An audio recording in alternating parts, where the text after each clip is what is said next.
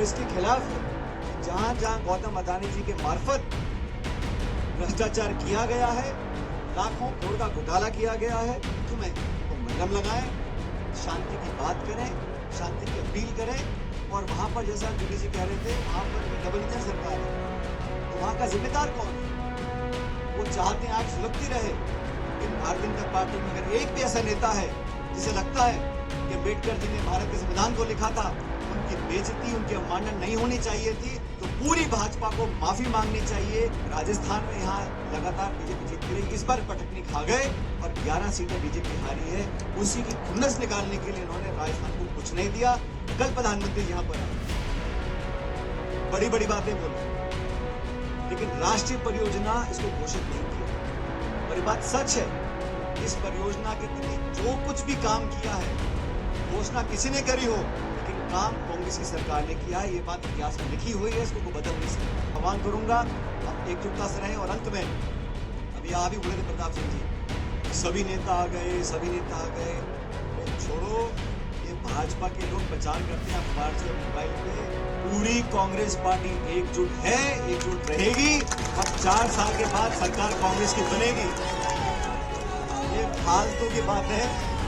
ये जितने लोग यहाँ बैठे हैं, मैं सबसे पहले साधुवाद देना चाहता हूँ डॉक्टर आसरा जी को कि इन्होंने पूरी कांग्रेस पार्टी के तमाम नेताओं को, कार्यकर्ताओं को आह्वान किया कि देश में भाजपा के शासन में जो संविधान की, नैतिकता की धज्जियां उड़ रही हैं, उसके खिलाफ हम जनता की आवाज बनकर आज विरोध प्रदर्शन करें।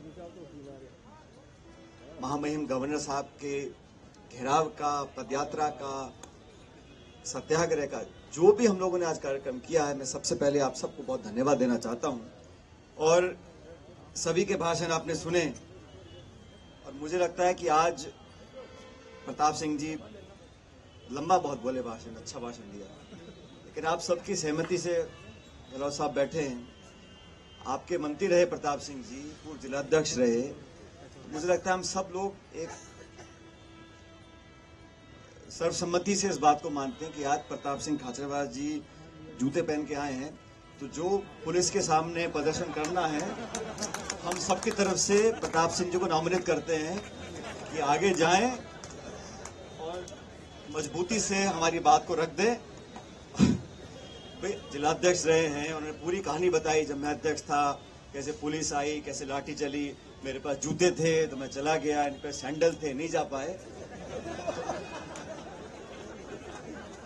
क्या है, मैं प्रताप सिंह, चक्कर क्या है, इस समय का घेरा पूरा घूमता है, तो फिर वही मौका आ गया, वही धरने का समय आ गया, वही राजस्थान पुलिस है, तो बहुत बड़ी बात नहीं है। और हम सबका इसमें, सबकी सहमति है, कोई इसमें आगे पीछे नहीं है। हाँ, अध्यक्ष जी ने बोल दिया प्रताप सिंह जी, और गहलोत साहब मुस्कुरा रहे हैं, आप उनके मंत्री रहे, उनकी भी अनुमति है, सबकी इसमें सहमति है। मेरे भी आप जिलाध्यक्ष रहे हो, तो हम सब सहमत हैं इस बात से। लेकिन साथियों, आज जो देश की संसद में हो रहा है, 4 जून 2024 को जो लोकसभा के परिणाम आए, जिस प्रकार की आक्रामक रणनीति को अंजाम ये भाजपा की सरकार दे रही है, और पूर्व वक्ताओं ने इस बारे में बताया आपको कि कैसे व्यक्ति विशेष के हाथों में पूरे देश की अर्थव्यवस्था को देने का जो काम किया जा चुका है, अधिकांश किया जा चुका है। कांग्रेस पार्टी ना तो उद्योग के खिलाफ है, ना उद्योगपतियों के खिलाफ है, ना निवेश के खिलाफ है। 1991 में जब देश में आर्थिक संकट आ गया था, तो मनमोहन सिंह जी ने, नरसिम्हा राव जी ने देश की अर्थव्यवस्था को खोला, और आज जो आधुनिकीकरण हम देख रहे हैं, निवेश हम देख रहे हैं, सबसे बड़ी हम अर्थव्यवस्था बन रहे हैं, 3 ट्रिलियन, 4 ट्रिलियन, 5 ट्रिलियन, उसकी नींव कांग्रेस पार्टी ने रखी थी।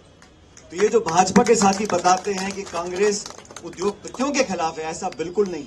हाँ, देश की संपूर्ण संपत्ति आप चुन चुन के व्यक्ति विशेष को दे दो, हवाई अड्डा, रेलवे लाइन, पोर्ट, बिजली घर, खान, जो सरकार की संपत्ति, जनता की संपत्ति है, उसको औने पौने दाम में सरकारी बैंकों से कर्जा दिलाकर व्यक्ति विशेष को दे दो, उसके हम खिलाफ हैं।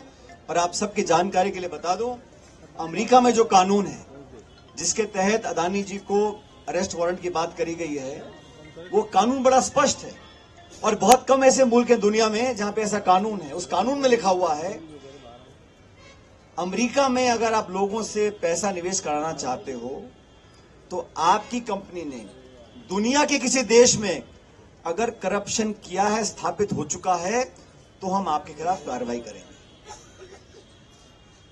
अमेरिका को मजा नहीं आ रहा है इस प्रकार के वारंट जारी करने में।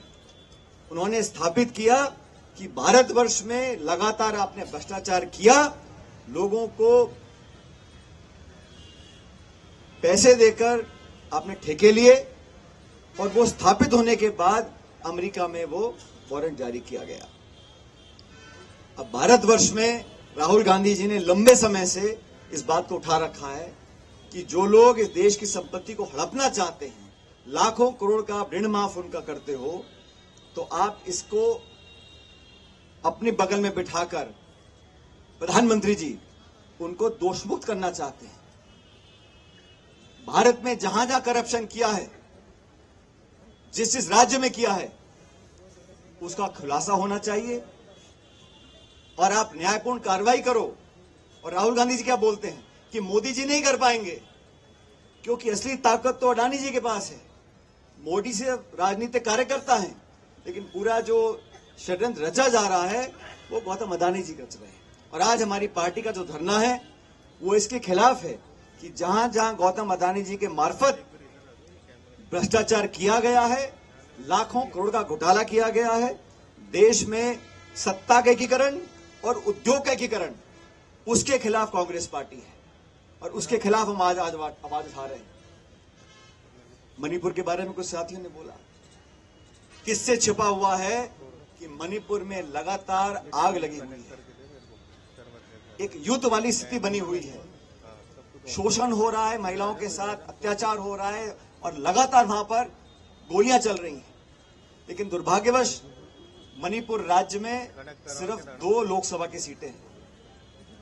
इसीलिए भाजपा के केंद्र की सरकार वहां झांक कर देखना भी नहीं चाहती। ये नैतिकता बनती है प्रधानमंत्री जी की कि वहां पर जाएं, उनके जो जख्म है उन पर मरहम लगाएं, शांति की बात करें, शांति की अपील करें। और वहां पर जैसा जूली जी कह रहे थे, वहां पर भी डबल इंजन सरकार है, तो वहां का जिम्मेदार कौन है? वो चाहते हैं आग सुलगती रहे और आप वहां जाके देखें नहीं। तो हम सब लोग भारत के समान नागरिक हैं, हम किसी राज्य में रहें, हमारे बराबर के अधिकार हैं। हमारे भाई बहनों के साथ अगर अत्याचार, शोषण, दुष्कर्म मणिपुर में हो रहा है तो हमारा दायित्व बनता है कि हम खड़े होकर आवाज उठाएं और बोले केंद्र सरकार को कि वहां पे आप पहल करो, शांति की स्थापना करो, हम उसको सराहना करेंगे। लेकिन सिर्फ और सिर्फ राजनीति करने के लिए राहुल गांधी जी को कोसना, गांधी परिवार को कोसना, कांग्रेस को कोसना, नेहरू जी को कोसना, कांग्रेस की सरकारों को कोसना, कोसते कोसते उनको आदत पड़ गई और अब अंबेडकर जी को भी कोस दिया। भारत की संसद के अंदर आप भारत रत्न अंबेडकर जी की इस प्रकार अवमानना करें, उनकी बेइज्जती करें, मैं समझता हूं ये किसी भी सरकार को ये अधिकार नहीं है। उन्हें माफी मांगनी चाहिए। पूरे देश से भारतीय जनता पार्टी को माफी मांगनी पड़ेगी कि आपने अंबेडकर जी का जो सरेआम, ये बंद कमरे में नहीं कहा, सदन के पटल पर कहा है। और अगर गृह मंत्री जी के वक्तव्य से पूरी भाजपा सहमत है तो हमें कोई चिंता नहीं है।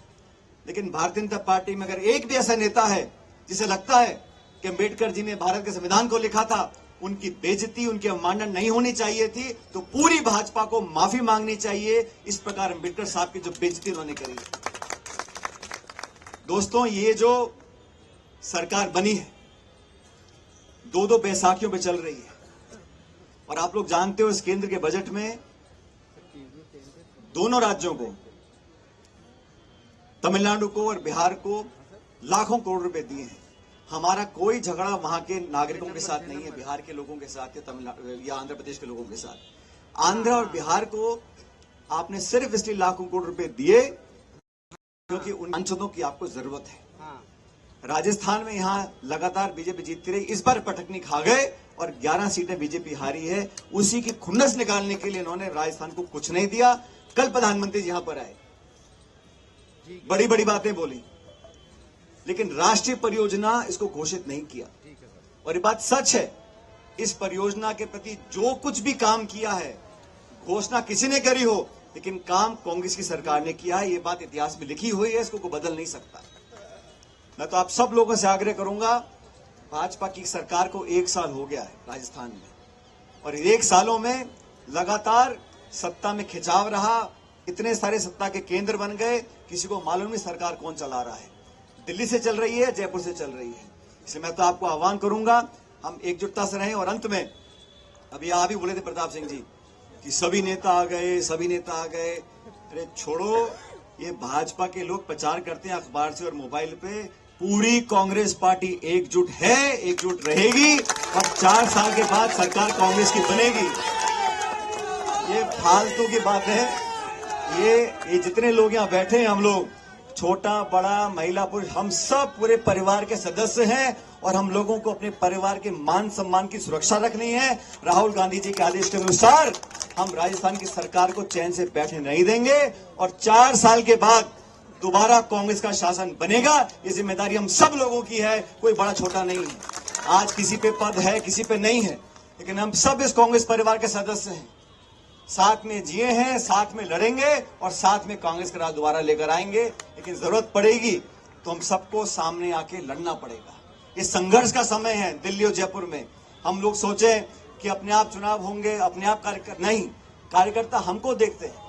अपने आचरण से, अपने वक्तव्य से, अपने व्यवहार से अगर हम लोग जनता का मन नहीं जीत पाएंगे, जनता साथ नहीं जुड़ेगी। लेकिन मुझे पूरा विश्वास है, जूली जी बैठे हैं, डोटासरा जी बैठे हैं, हम सब मिलकर एक साथ संघर्ष करेंगे, आवाज को उठाएंगे। जिन मुद्दों पर जनता चाहती हमारी आवाज सुनना, आवाज को सुनाकर इस गूंगी सरकार को जगाने का काम करेंगे। और ये बहुमत तो लेकर आ गए पिछले चुनाव में, लेकिन कांग्रेस हर गांव, हर ढाणी, हर गली में आज भी जिंदा है, मजबूत है, और आने वाले 48 महीनों के बाद दोबारा राज कांग्रेस पार्टी का बनेगा। मैं आपको आश्वासन देता हूं, और एक बार पुनः धन्यवाद देता हूं। आप सब लोग यहां पर आए, हमारी बात को सुना, बहुत बहुत शुक्रिया। राम राम।